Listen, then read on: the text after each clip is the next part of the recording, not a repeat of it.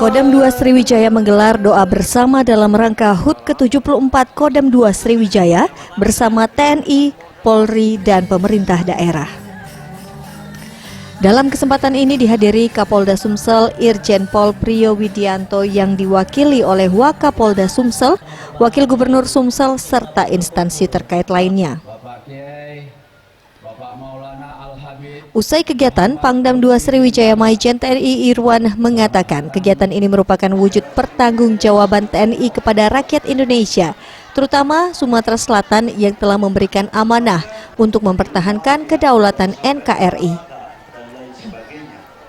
Ia menambahkan tak hanya itu, ulang tahun ini ialah untuk merefleksikan dan mengevaluasi diri dalam rangka meningkatkan kualitas perannya sebagai unsur keamanan dan pertahanan negara yang implementasinya ditunjukkan dengan ketaatan dan kebaikan bagi kepentingan masyarakat, bangsa, dan negara. Adalah kita ulang tahun, semualah kita ulang tahun dalam rangka merefleksi diri kita, mengintrospeksi diri kita, mengevaluasi diri kita. Pengabdian kita selama 2019 kemarin sudah baik atau belum? Hal-hal yang baik kita lanjutkan, kita tingkatkan. Hal-hal yang masih kurang, mari bersama-sama masyarakat dan warga Kodam 2 Sriwijaya untuk meningkatkan tahun 2020 bisa lebih baik, lebih eksis dalam rangka menjaga keutuhan negara, kesatuan Republik Indonesia. Tim Liputan Sriwijaya TV.